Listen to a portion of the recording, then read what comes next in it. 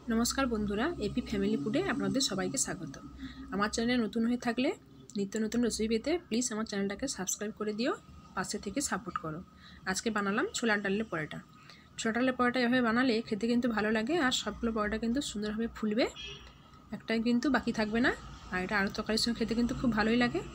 এই छोलार डालेर परोटा बानानोर जोन्नो एखाने आगे थेके छोलार डालटा भेजेছিলাম, तार संगे একটা পেঁয়াজ মিডিয়াম সাইজে আর 2-3 কোয়া রসুন দিয়ে কুচি দিয়ে আর 2-3টে কাঁচা লঙ্কা দিয়ে কুকারে পরিমাণ মতো লবণ হলদি আর অল্প সরষের তেল দিয়ে ভালো করে সিটি লাগিয়ে নেব। সিটি লাগানো হয়ে গেলে ভালোভাবে সেদ্ধ হয়ে গেলে এরপরে এটাকে আমি দাও সেদ্ধ হয়ে গেছে, যদি কম মনে হয় ছোলার ডালটা তখন অল্প বেসন মিশিয়ে একটু কোয়ান্টিটিটা বাড়িয়ে নেওয়া যেতে পারে। আর যদি বেশি থাকে তাহলে কড়াইতে জলটা শুকিয়ে নিয়ে ভালো করে ম্যাশ করে নিতে হবে যেন দানা দানা দাঁড়টা না থাকে। ভালো করে ম্যাশ করে মিশিয়ে নেওয়ার পরে দেখো এই রকম দেখতে লাগছে।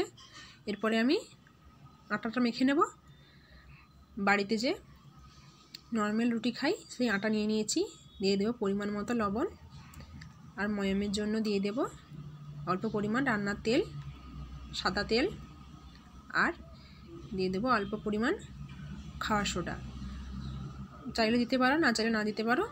দিয়ে সব কিছু ভালোভাবে মিশিয়ে নিয়ে তারপরে দুধ দিয়ে ভালো করে মেখে ডো তৈরি করে নেব। দিয়ে লেচি কেটে নেব। লেচি কেটে নেওয়ার পরে তারপর খুলি করে নিয়ে ওর ভেতরে পুরটা এবারে ভরে দেব। পুরটা ভালো করে ভরে দিয়ে ওর মুখটা এবার বন্ধ করে দেব। ভালো কিন্তু পুরটা ভরতে হবে।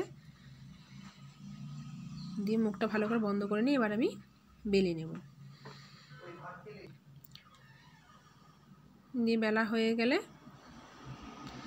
আটা মিশিয়েই উপর থেকে দিয়ে বেলবো। বেলা হয়ে গেলে তারপর ভেজে নেব। তেল দিয়েই ভাজবো বা ঘি দিয়ে ভাজতে পারো, যেটা যেরকম খুশি ভাজতে হবে। ভেজে নিলে কিন্তু রেডি। এভাবে কিন্তু ভাজলে সবগুলোই ফুলবে, খেতে কিন্তু ভালোই লাগে। একবার বানিয়ে খেয়ে দেখো। আর প্লিজ ভালো লাগলে লাইক কমেন্ট শেয়ার করে দিও, সাপোর্ট করে পাশে থেকো।